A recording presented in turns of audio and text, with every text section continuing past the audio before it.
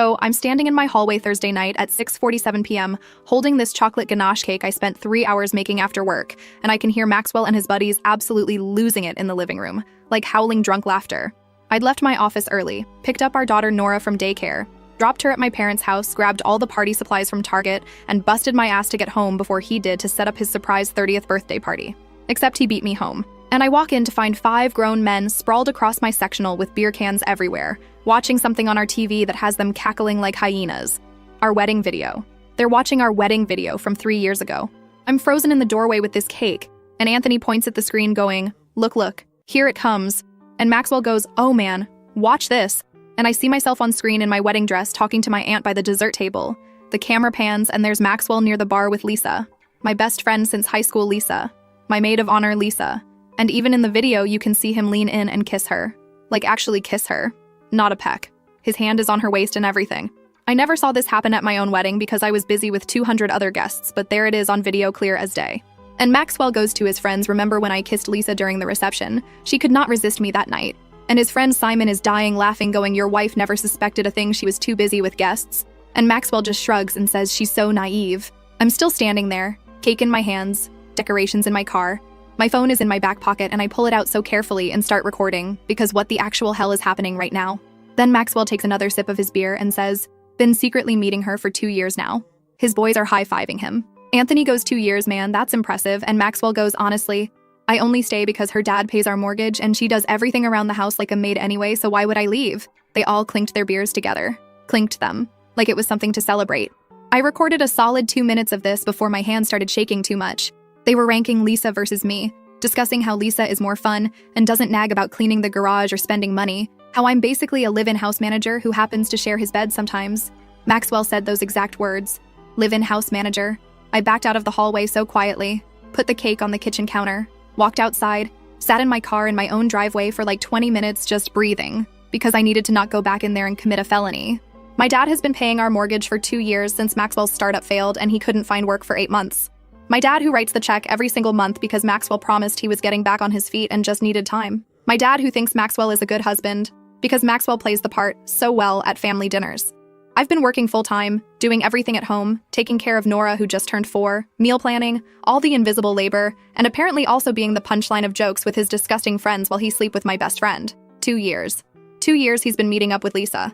I did the math sitting in that car. That means it started when I was pregnant. When I had hyperemesis gravidarum and couldn't keep food down for months, and Maxwell would say he was going to the gym or meeting his buddy Francis for drinks.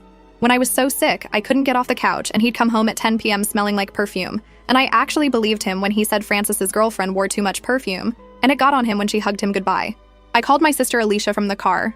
Didn't even say hello, just started ranting, and she goes, "What?"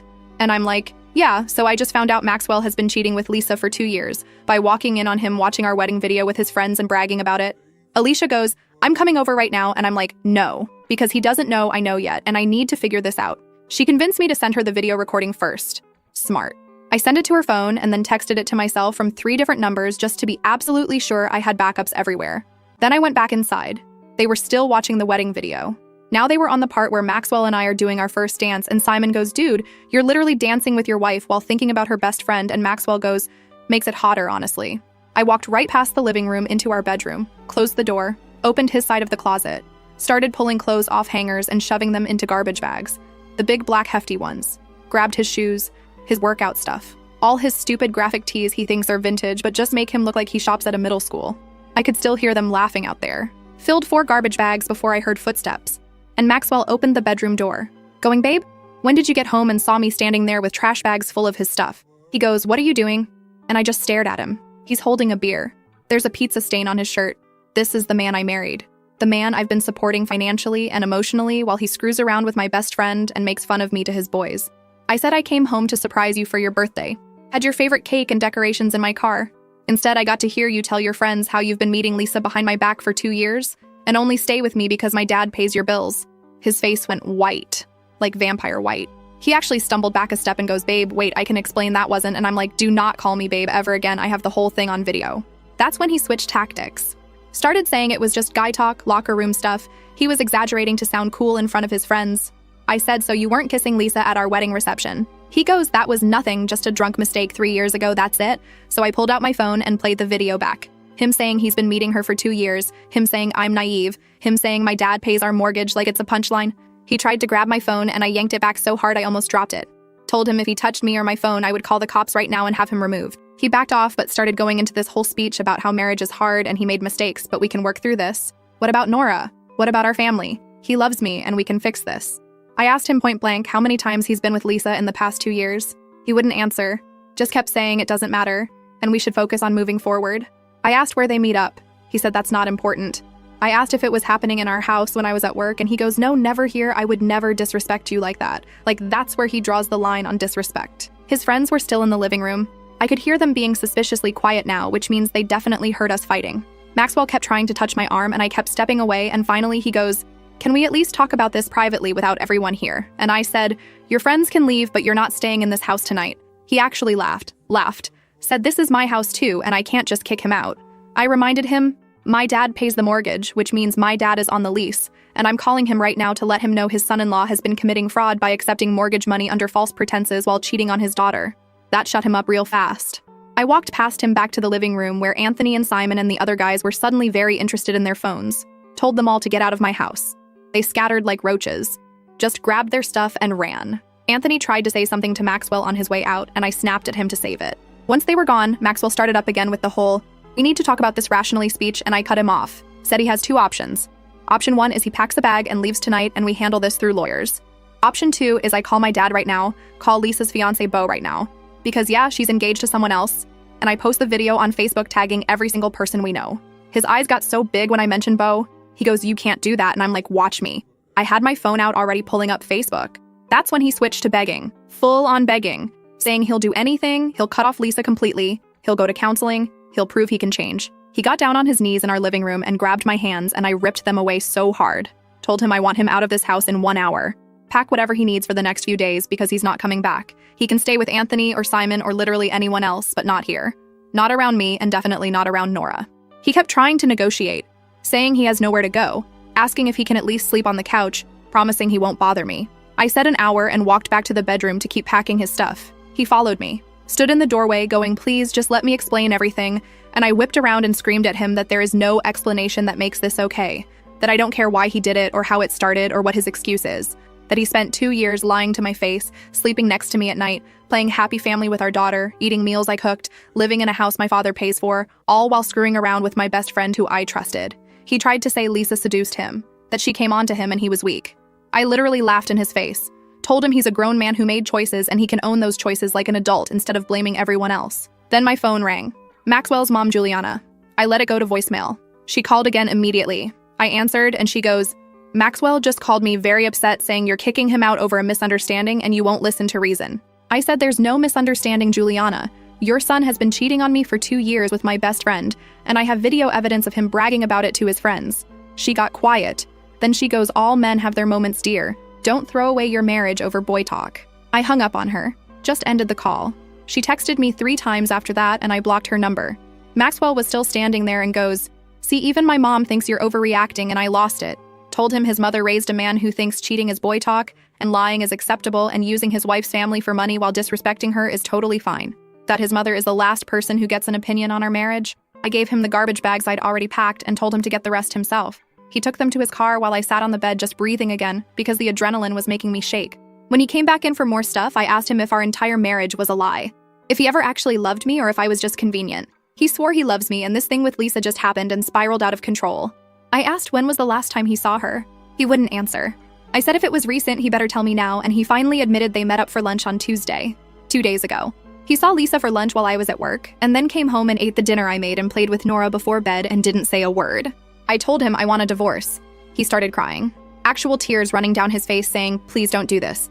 Think about Nora, we can fix this. I said Nora deserves a mother who respects herself enough not to stay with a cheating liar and a father who knows actions have consequences. He packed 3 more bags. I followed him around the house to make sure he wasn't taking anything that wasn't his. He tried to grab the iPad and I said, that's Nora's for her games and he can't have it. He argued and I said, take it up with your lawyer. Right before he left, he turned around in the doorway and said, you're making a huge mistake. You'll regret this. We're good together. And I'm like, we were never good together. I was just too busy managing everything to notice you were a lying cheat. He tried one more time to hug me. I stepped back. He finally left. I locked the door behind him. All the locks, the deadbolt and the chain. Then I went around and locked every window. Checked twice. Then I sat on the floor in my kitchen and just sat there staring at that stupid chocolate cake I made for his birthday. 3 hours of baking and decorating with those little fondant toppers he likes. I grabbed a fork and ate cake straight from the platter on my kitchen floor at 9:30 p.m. on a Thursday night. My phone has been blowing up. Maxwell calling and texting. His mom texting. His brother Anthony texting saying I'm being too harsh. My sister calling to check on me. My dad calling after Alicia told him what happened. I haven't called Beau yet. Lisa's fiancé. I know I should. I know he deserves to know. But I also can't deal with one more thing tonight. I finally texted Alicia and told her to pick Nora up from our parents tomorrow morning and take her to preschool like normal. I don't want Nora seeing me like this. My parents can keep her through the weekend while I figure out next steps. Shout out to whoever reading this thinking, why didn't you just throw the cake at him? Honestly, same, but that cake was too pretty to waste on his face. I don't know what I'm doing. I don't know if I handled this right. All I know is I'm sitting here at almost midnight on what was supposed to be his birthday party. And instead, I'm Googling divorce lawyers and eating cake alone and trying to figure out how the hell I tell my 4-year-old daughter that daddy isn't going to live here anymore. Update 1 coming because Maxwell showed up at 7 a.m. and it got so much worse. First update. I barely slept Thursday night. Kept checking my phone every 20 minutes because Maxwell was texting me nonstop. Stuff like, we need to talk, please don't do this, and I love you, and this is fixable. And then around 2 a.m. he switched to, I deserve a chance to explain myself properly. I didn't respond to any of it. Just lay there in bed staring at the ceiling in my house that my dad pays for, while this man who's been using me thinks he deserves anything. Around 6 a.m. I finally dozed off, and then at 7:15 a.m. I hear banging on my front door. Aggressive banging. I grabbed my phone and went to the living room, and there's Maxwell outside in the same clothes from yesterday, absolutely pounding on the door yelling, "Open up, we need to talk." My neighbor Lillian across the street was getting her newspaper and just staring. Another neighbor was walking his dog and stopped to watch. Maxwell sees me through the window and starts yelling louder about how I can't just shut him out and we're married and he has rights. I opened the door but kept the chain lock on and told him he needs to leave right now or I'm calling the police. He's like, I just want to talk like adults, and I'm like, adults don't cheat on their wives for 2 years and then show up screaming on their doorstep at 7 a.m. when the whole neighborhood can hear. He tried to shove his foot in the door gap. Shove his foot. I slammed it on his foot and he yelped and jumped back, and I'm yelling at him that he does not get to intimidate me, and if he doesn't leave in 60 seconds, I'm calling 911. Lillian across the street actually pulled out her phone at that point, like she was ready to call too, and Maxwell saw her and got back in his car, but rolled down the window yelling about how I'm being unreasonable and destroying our family. I went back inside shaking, not from fear, from rage. The audacity of this man to show up making a scene after everything he did. I called my dad, told him what happened. My dad, who is the calmest person alive, was fuming. He said he's coming over right now and we're changing the locks today and Maxwell is not getting a key. Then he said he's also calling the mortgage company to make sure Maxwell's name gets taken off everything since he's been paying it. My dad showed up an hour later with my mom and Alicia. My mom brought breakfast sandwiches from this deli we love. And I actually started crying when I saw her because I'd been holding it together all morning, but seeing my mom just broke me. We sat in my kitchen and I showed them the full video. My mom watched the whole thing with her hand over her mouth, and when it ended, she said that boy is not welcome in this family anymore. My dad was so mad his hands were shaking. He kept saying I trusted him, I helped him, I paid for his life while he disrespected my daughter. Alicia wanted to drive to wherever Maxwell was staying and slash his tires. My mom had to talk her down. Then my phone rang. Lisa. Lisa was calling me. Everyone went silent. I just stared at the screen and Alicia goes, "Do not answer that." And I'm like, "Oh, I'm answering," and I put it on speaker. Lisa goes, "Hey, I know this is awkward, but can we meet somewhere to talk?" And I said, "Talk about what exactly?" Lisa. She got all quiet and then goes, "Maxwell called me last night crying saying you kicked him out and I just want to explain my side." I laughed. Like actually laughed out loud. Told her there is no side that makes sleeping with your best friend's husband okay. She started with this whole speech about how it just happened and neither of them meant for it to go this far, and they tried to stop so many times, but there's real feelings involved. Real feelings. She said real feelings like that makes it better. I asked her how she could sit at my kitchen table every weekend for brunch and hold my daughter and ask me about my marriage while actively destroying it. She goes, "It's not that simple. And things between me and Beau haven't been great, and Maxwell understood me in a way Beau doesn't." My mom grabbed the phone from me at that point and went off. Told Lisa she's a disgrace and a terrible friend, and she better never contact me again or come near this family. Lisa tried to say something, and my mom hung up on her. We were all just sitting there stunned, and then Alicia goes, "So are we telling Beau?" And I'm like, "Yes, absolutely, he deserves to know." But here's the thing. I don't have Beau's number. Lisa and I were friends, but I only ever saw Beau at group things, and I don't follow him on social media because we're not close like that. Alicia found him on Instagram though, and his profile is public, so she sent him a DM from her account saying this is about Lisa and Maxwell. Please call me, it's urgent. He called her back in like 10 minutes. Alicia answered and explained who she was, and then passed the phone to me, and I had to tell this man I barely know that his fiancée has been cheating on him with my husband for 2 years. The silence on the other end was so long. Then he goes, "Are you sure?" And I said I have video of Maxwell bragging about it to his friends. He asked if I could send it to him. I did through Alicia's Instagram DM. Bo called back 5 minutes later and he was crying, like really crying. Said he and Lisa are supposed to get married in 4 months and he just put a down payment on their venue last week. He kept asking if I knew how long and where they'd meet up and all these details I don't have answers to.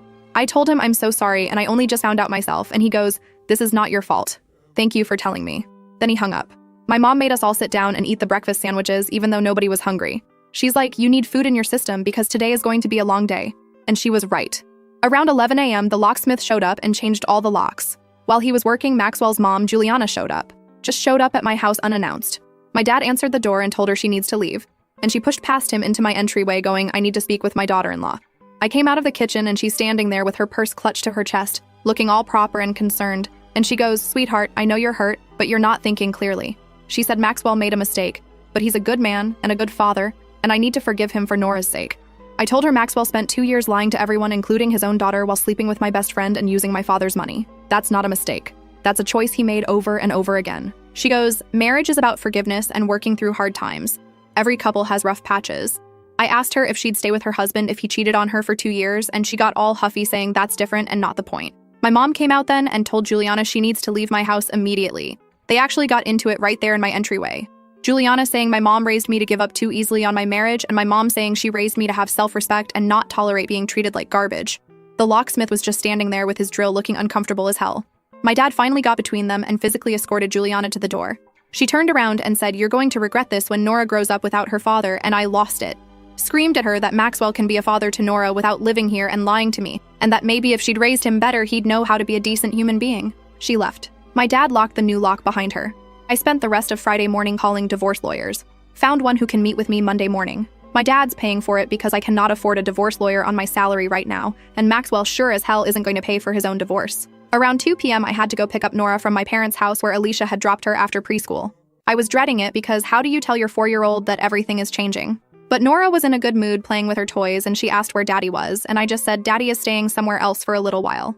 She asked why, and I said Mommy and Daddy need some space right now, but we both love her so much. She seemed okay with that and went back to playing. Kids are resilient, but also I know this is going to get harder. Brought her home and made her favorite pasta for dinner, and we watched Encanto for the millionth time. She fell asleep on the couch next to me, and I just sat there looking at her little face, thinking about how I'm doing this for her too. So she grows up seeing that her mom doesn't accept being treated badly. So she learns what she should and shouldn't tolerate in relationships. My phone would not stop. Maxwell texting asking to see Nora. His mom texting saying I'm being cruel. Anthony texting saying Maxwell is really struggling and maybe I should hear him out. I responded to exactly one text, and it was to Anthony. Told him his friend Maxwell bragged to him and everyone else about cheating on me so he can deal with the consequences, and if Anthony has a problem with that, he can go struggle right alongside him. Then Saturday morning, I wake up to 17 text messages from Maxwell. Walls of text about how sorry he is and how he'll do anything, and how I'm the love of his life and Lisa meant nothing compared to me. I finally responded. Told him he can communicate through my lawyer from now on, and any contact needs to be about Nora only. He immediately called me and I didn't answer. He called 6 more times. I blocked his number. He started calling from different numbers. Random numbers I didn't recognize. I'd answer thinking it was the lawyer's office or something important, and it would be Maxwell begging me to talk to him. I blocked 4 different numbers on Saturday alone. Then Saturday evening, Alicia texted me a screenshot. Lisa posted on Facebook. A long post about how she's going through a difficult time and asking for privacy, and saying that people make mistakes and real friends stand by you through everything. The comments, though? People were confused asking what happened, and a few mutual friends were commenting supportive things. Then Bo commented. Just one line. He said, "Lisa, you don't get to play victim when you're the one who destroyed our relationship and multiple families." It went off after that. People demanding to know what was going on. Someone commented asking if Lisa cheated, and Bo replied yes with her best friend's husband, while her best friend was pregnant and taking care of their new. I did not ask him to do that. I wasn't even on Facebook at that point because I'd logged out to avoid seeing anything, but Alicia sent me screenshots and apparently everyone we know saw it, and people started commenting on Maxwell's Facebook too, asking if it was true. Maxwell deleted his Facebook entirely by Saturday night. Lisa made hers private. Shout out to the commenter on my original post who said the trash was taking itself out because accurate. My phone started ringing with numbers I didn't know, and when I finally answered one, it was my aunt asking if the Facebook stuff was true. I told her yes, and she said the whole family is horrified and completely supports me. Then my cousin called, then another aunt, then my dad's brother. Everyone calling to check on me and tell me they're team me, which is nice but also exhausting because I had to explain the situation 17 times. Sunday morning, Maxwell showed up at my house again, this time at 9 a.m., rang the doorbell over and over. I looked through the peephole and he's standing there holding flowers, like a bouquet of roses. I did not open the door. He started yelling through the door about how he knows I'm in there and we need to talk face to face. Nora was still asleep, thank God, so she didn't hear this. I texted him from my laptop using iMessage since I'd blocked his number on my phone and told him he needs to leave immediately or I'm calling the cops for harassment. He texted back saying, "Harassment, really, babe? I'm your husband, trying to save our marriage." I called my dad. He drove over and confronted Maxwell in the driveway.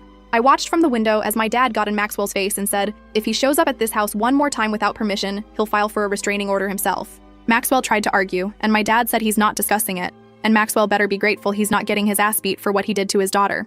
Maxwell left the flowers on my doorstep and drove away. I threw the flowers in the garbage can, didn't even bring them inside. Alicia came over Sunday afternoon and we meal prepped for the week while Nora played in the backyard. Alicia kept asking if I was doing okay, and honestly, I don't know. Like, on one hand, I'm so angry and hurt and betrayed. On the other hand, I have to function and take care of Nora and go to work tomorrow and act normal. She told me I should take some time off work, but I can't afford to. I need my job. I need my paycheck. I need stability for Nora. Sunday night, I finally sat down and made a list of everything I need to handle.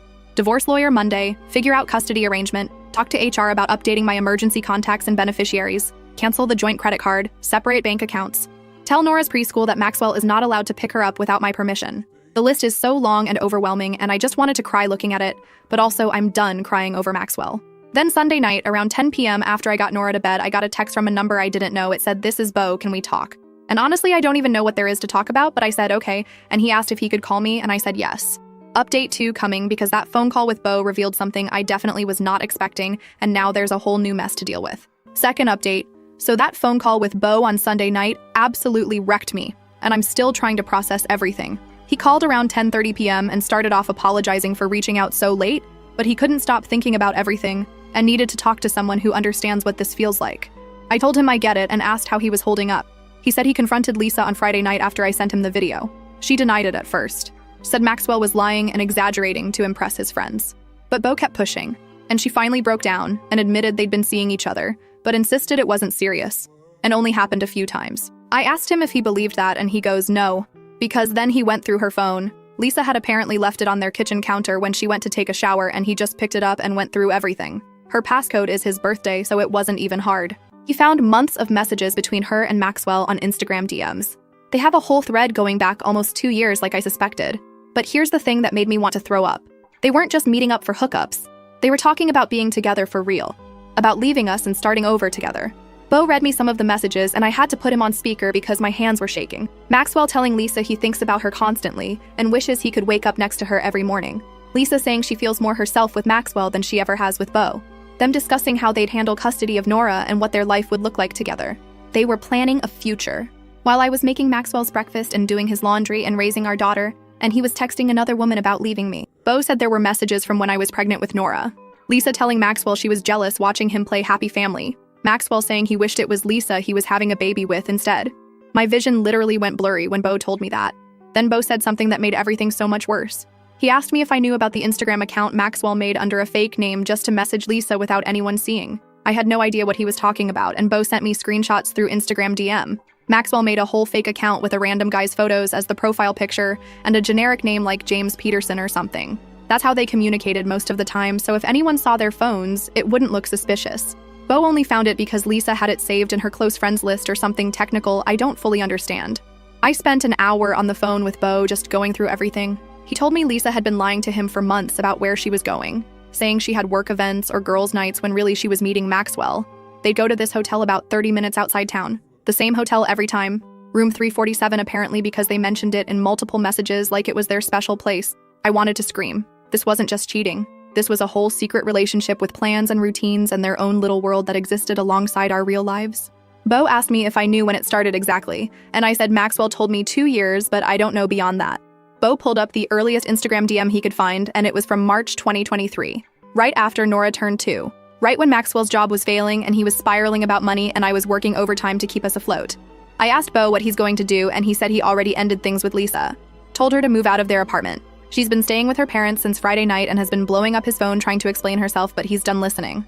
Then he asked me something that caught me off guard. He asked if Maxwell is the type of guy who'd try to manipulate his way back in. And I said, absolutely yes, he's already shown up at my house twice and called from 6 different numbers. Bo goes, yeah, Lisa said Maxwell told her he's not giving up and he knows he can convince me to take him back because I always forgive him eventually. Excuse me. Maxwell told Lisa I always forgive him. Like this is a pattern. Like he's done stuff before and I've let it slide. I asked Bo if Lisa said anything else about that and he said not really, but it was clear from their messages that Maxwell thought I was manageable. That's the word they used. Manageable. As in easy to control and manipulate. We talked for almost 2 hours total. By the end, we were both just exhausted and angry, and Bo said he's glad we connected because at least we're not going through this alone. I told him I'm here if he needs to talk again, and he said same. After we hung up, I couldn't sleep. Just lay in bed staring at the ceiling, thinking about every time Maxwell said he was going somewhere, and I believed him. Every late night at the office. Every gym session that ran long. Every weekend, he said he was helping Anthony move or meeting Simon for a basketball game. How many of those were lies? How many times did he come home and kiss me and play with Nora after spending the afternoon with Lisa in room 347 of some random hotel? Monday morning, I had to get Nora ready for preschool and myself ready for work while functioning on like 3 hours of sleep. Dropped Nora off and went straight to the lawyer's office for my 9 a.m. appointment. The lawyer's name is Franca, and she's apparently one of the best divorce attorneys in the area, according to my dad's research. Her office is in this building downtown, and I sat in the waiting room filling out intake forms, trying not to cry while checking boxes about assets and debts and reasons for divorce. Franca called me back at 9:15, and we sat in her office for over an hour going through everything. I showed her the video of Maxwell and his friends, told her about the Instagram messages Bo found, explained the mortgage situation with my dad paying. She took notes on everything and said this is actually a pretty straightforward case since we have clear evidence of infidelity, and the financial situation favors me. She asked about Nora and what kind of custody arrangement I want, and I told her I want primary physical custody with Maxwell getting supervised visitation until I feel confident he's stable. Franca said that's reasonable given the circumstances and asked if I think Maxwell will fight for custody. I said honestly, I don't know what Maxwell will do at this point because the man I thought I knew doesn't exist. She outlined next steps. File for divorce this week. Serve Maxwell the papers. Start discovery process. Work out temporary custody and support arrangements. She estimated this could take anywhere from 6 months to a year depending on how cooperative Maxwell is. I left her office feeling weird. Like this is really happening. I'm getting divorced. My marriage is over. Nora is going to grow up in a split household. Went to work after that and tried to focus, but my coworker Annabelle kept asking if I was okay, because apparently I looked terrible. I finally told her during lunch that I'm going through a divorce, and she was so shocked because Maxwell and I always seemed happy at company events. That's the thing nobody tells you. You can seem happy from the outside while everything is rotting from the inside. I made it through the workday somehow and picked up Nora from preschool, and we stopped at the grocery store because I needed to get food for the week. We're walking through the produce section and I look up and Lisa is there. Just standing by the apples like it's a normal Monday afternoon. She saw me at the exact same time. We both froze. Nora was sitting in the cart playing with her stuffed bunny, completely oblivious to the tension. Lisa opened her mouth like she was going to say something, and I just turned my cart around and walked the other direction. She followed me. Actually followed me through the grocery store, going, "Wait, please, I just want to talk for 5 minutes." I kept walking, got to the cereal aisle, and she caught up and stepped in front of my cart and said, "Please, I know you hate me, but I need you to understand it wasn't supposed to happen like this." Nora looked up at Lisa and goes, "Hi, Aunt Lisa. Why is Mommy mad?" And my heart broke because my daughter still thinks this woman is safe. I told Nora to close her eyes and play with Bunny for a minute, and then looked at Lisa and said, "You need to leave me alone right now." She goes, "I'm sorry, okay, I'm so sorry. But Maxwell and I, we fell in love and neither of us planned it, and it's been torture watching you not know." I asked her if it was torture enough to stop, and she went quiet. I said, "Exactly. It was torture you chose to keep inflicting on everyone. You could have told me. You could have ended your relationship with Bo. You could have done anything besides continue lying for 2 years. She started crying right there in the cereal aisle, saying she knows she messed up and she hates herself and she lost everything. I told her she should hate herself and she didn't lose everything, she threw it away. Then she said something that made me want to slap her. She said Maxwell really does love me and he's devastated right now, and maybe I should consider giving him another chance because everyone makes mistakes. I laughed, asked her if she's seriously standing here defending the man who destroyed both our lives while crying about losing him. She said it's complicated and I wouldn't understand the connection they have.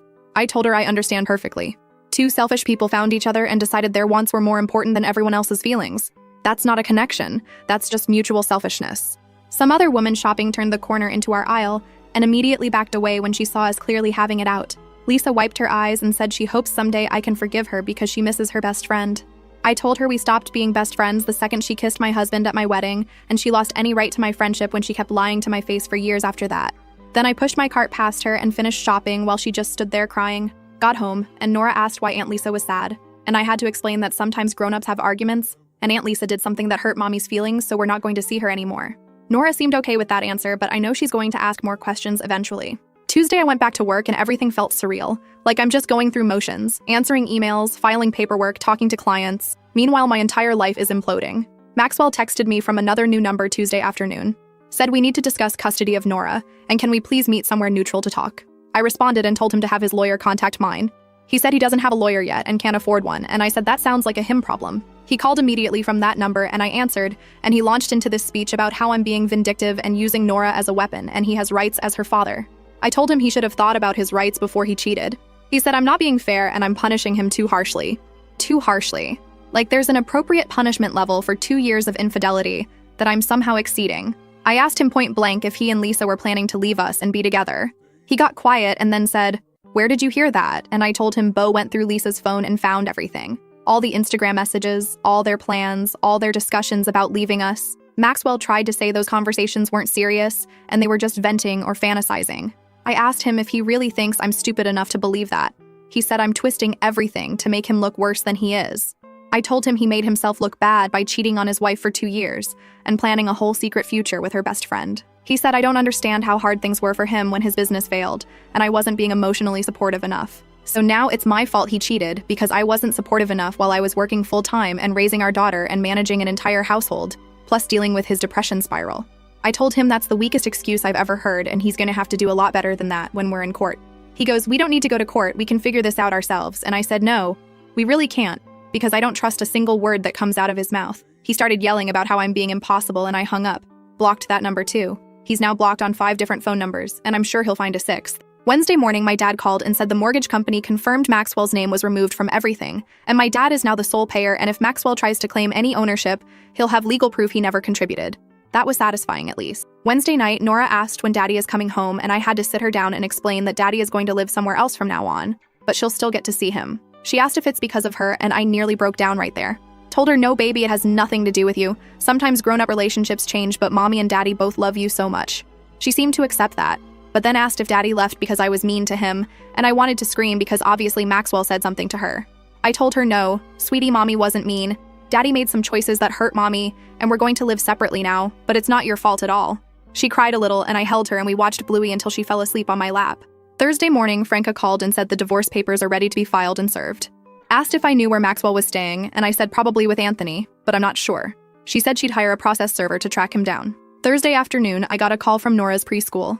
The director saying Maxwell showed up trying to check Nora out early, and they wouldn't release her to him because I'd updated the pickup list on Monday to require my written permission. Maxwell apparently caused a scene arguing with them until they threatened to call the police and he left. I called Maxwell immediately on FaceTime using Nora's iPad since he's not blocked there. He answered and I went off. Told him he does not get to show up at Nora's school causing problems and scaring the staff. He said he has a right to see his daughter and I'm keeping her from him. I told him he can see Nora when we have a legal custody arrangement through the court, and until then he needs to back off. He said I'm being unreasonable and vindictive and trying to turn Nora against him. I said the only person turning Nora against anyone is him by showing up at her school and getting escorted out. He tried to argue more and I ended the call. Then Friday happened and everything got so much worse because Maxwell showed up at my work. Update 3 coming, because when he showed up at my office with his mom, it turned into the biggest scene and security had to get involved, and now there's even more drama with his whole family losing it. Last update. Okay, so Friday afternoon, I'm at my desk doing billing for a client case, and my coworker Annabelle comes speed walking over, looking panicked, going, "There's a man in the lobby demanding to see you, and he has an older woman with him, and they won't leave." I knew immediately it was Maxwell. Just knew it in my gut. I told Annabelle to call building security, and I'd handle it, and she goes, "Are you sure?" And I'm like, "Absolutely not, but I'm doing it anyway." Walked out to the lobby, and there's Maxwell standing there in khakis and a button-down, like he's here for a job interview, and Juliana next to him in a full pantsuit looking like she's about to present a legal case. Our receptionist looked so uncomfortable. Maxwell sees me and goes, "Thank God we need to talk right now," and I told him he needs to leave my workplace immediately. Juliana steps forward and says, "Now, dear, we're not leaving until you hear us out because this has gone on long enough and you're being unreasonable." I looked at the receptionist and told her to call security. Maxwell goes, "That's not necessary, we just want 5 minutes," and I said, "You don't get 5 minutes, you don't get anything. You're harassing me at my job." Juliana pulls out her phone and starts showing me something. It's a voice memo.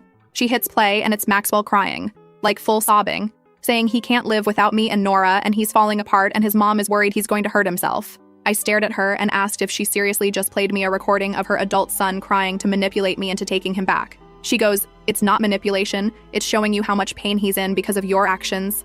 My actions. I laughed so hard the receptionist jumped. Told Juliana that Maxwell is in pain because of his own actions and choices and consequences, and if he's struggling, maybe he should talk to a therapist instead of showing up at his wife's workplace with his mommy. Maxwell tried to grab my hand and I yanked it back. He goes, "Please, just come outside and talk to me for 10 minutes, that's all I'm asking."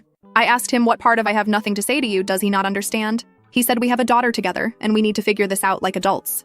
I told him we are figuring it out through lawyers and the court system like adults do when they can't trust each other.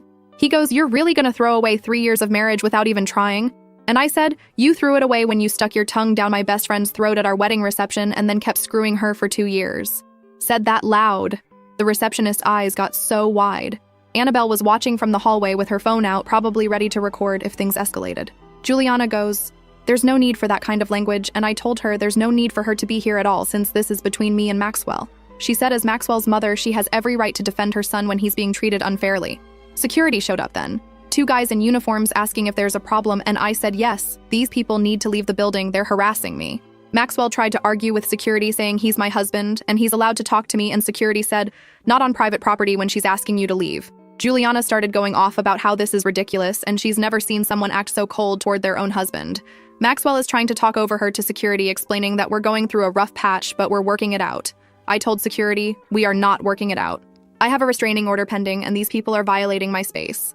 That was a lie, I don't actually have a restraining order yet, but it got security to take it seriously. They told Maxwell and Juliana they have to leave now, or they'll call the police. Maxwell looked at me with these pathetic puppy dog eyes and said, "I love you, please don't do this." I said if he loved me, he wouldn't have cheated on me for 2 years and humiliated me in front of his friends and used my family's money while planning a future with someone else. Juliana goes, "He made a mistake," and I said a mistake is forgetting to buy milk. A mistake is not a 2-year affair with coordinated Instagram accounts and hotel rooms. Security literally had to escort them out. Maxwell was still trying to talk to me over his shoulder while being walked to the exit. Juliana was threatening to call someone I don't even know who. My boss came out of his office after they left and asked if I was okay and if I needed to take the rest of the day off. I told him I'm fine and I'm sorry for the disruption, and he said it's not my fault. And if those people show up again, I should call the police immediately, not wait for security. Sat back down at my desk shaking. Not from fear, from rage. The absolute audacity of Maxwell to show up at my workplace with his mother like they're staging an intervention. Like I'm the problem that needs to be fixed. Got through the rest of the workday somehow. Picked up Nora from my parents' house where she'd been staying after preschool and drove home. Checked my phone at a red light and had 23 text messages. Maxwell from 2 different new numbers. Juliana, Anthony, Maxwell's aunt who I've met like twice. All of them saying I embarrassed Maxwell today and I'm being cruel and I need to think about Nora and give Maxwell a real chance to explain. I responded to exactly one message, and it was to Anthony. Told him if he or anyone from Maxwell's family contacts me again, I'm filing harassment charges against all of them.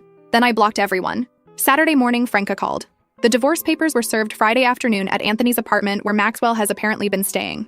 Maxwell has 30 days to respond and then we move forward with proceedings. She asked about the workplace incident and I told her everything. She said that's actually helpful for our case, shows a pattern of harassment and disregard for boundaries. I asked Franca about custody, and she said based on everything Maxwell's behavior, the school incident, the workplace harassment, we have a strong case for primary physical custody with supervised visitation. She said we'd push for a parenting coordinator to oversee exchanges so I don't have to deal with Maxwell directly. That made me feel better. The thought of having to see Maxwell every week for custody swaps was making me sick. Saturday afternoon, my dad came over with my mom and Alicia, and we all sat in my backyard while Nora played on her swing set.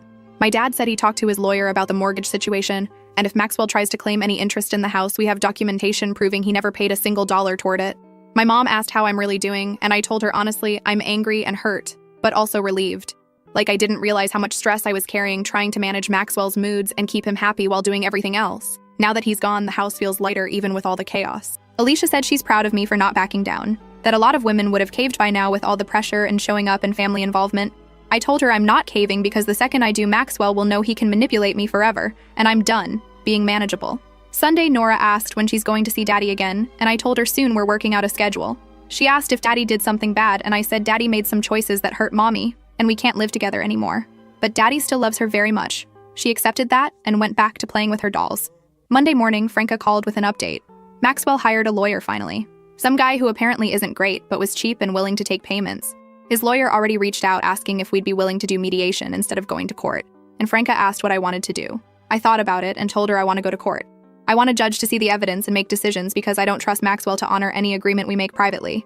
Franca said that's probably smart given everything. Tuesday evening, I was giving Nora a bath when my phone rang from a number I didn't recognize. Usually I don't answer those anymore, but something made me pick up and it was Bo. He asked if I had time to talk and I said, sure, give me a few minutes.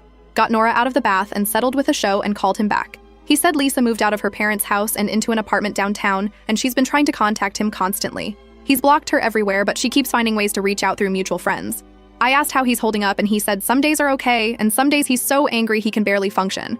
I told him I get that completely. He said the wedding venue won't refund their deposit because the cancellation was within 4 months and he's out $5,000 because Lisa couldn't keep her legs closed. We talked for almost an hour just venting about everything.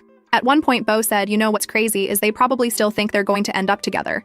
That once the dust settles, we'll both move on and they can just start their relationship openly. I said over my dead body, will I ever be okay with Maxwell and Lisa being together? Bo said same, he'll never accept them as a couple. I told him Maxwell can do whatever he wants once we're divorced. But if he thinks I'm going to co-parent nicely with him and his mistress, he's delusional. Wednesday morning, I had to go into Nora's preschool for a parent conference about her behavior. Her teacher said Nora has been acting out lately, getting upset easily and refusing to share with other kids. I explained that we're going through a separation and things are chaotic at home, and the teacher was understanding but said we might want to consider some play therapy for Nora to process her feeling. Thursday, I got a call from Franca saying Maxwell's lawyer filed a motion for temporary custody pending the divorce. Maxwell is asking for 50-50 physical custody and for me to pay him child support since I make more money. I laughed. Actually laughed on the phone with my lawyer. Asked her if he's serious and she said, unfortunately, yes. She said we'll fight it. And with the documentation we have about his behavior, there's no way a judge grants that.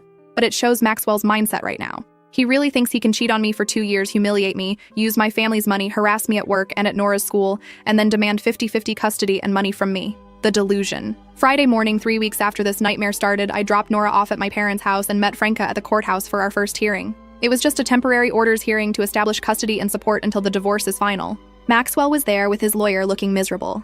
We had to sit on opposite sides of the courtroom and he kept trying to make eye contact with me, and I just stared straight ahead. His mom was in the back row glaring at me the entire time. The judge reviewed both our motions and asked Maxwell's lawyer why his client thinks he deserves 50-50 custody when he has an unstable living situation, no fixed income, and a documented history of showing up at the child's school without permission. Maxwell's lawyer tried to argue that Maxwell is a devoted father who's being kept from his daughter by a vindictive spouse. Franca stood up and calmly presented the video evidence. The judge watched it right there in court with the sound on, and I watched Maxwell's face turn red as his own voice echoed through the courtroom talking about how he only stays for the mortgage and free housekeeping. The judge was not happy, asked Maxwell's lawyer if his client would like to explain himself, and Maxwell stood up and tried to say it was taken out of context, and he was drunk and exaggerating. The judge said drunk or not, those are serious statements that call into question his judgment and character. Then Franca presented evidence of Maxwell showing up at my workplace with his mother after being asked repeatedly to stop contact. The school incident. The multiple phone numbers after being blocked. The judge looked more annoyed with every piece of evidence. The judge ruled that I get primary physical custody immediately. Maxwell gets supervised visitation every other Saturday for 4 hours at a family visitation center with a court-appointed supervisor present. He has to complete a co-parenting class before that supervision can be lifted.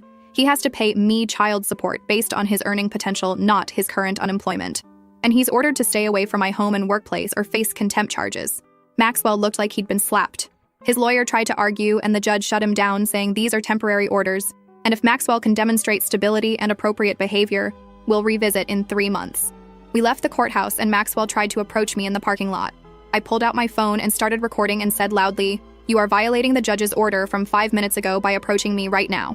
He backed off immediately, called my dad from the car and told him, and he started crying, happy tears. Said he's so proud of me, and he's sorry Maxwell turned out to be such a disappointment, but he's glad I'm protecting myself and Nora.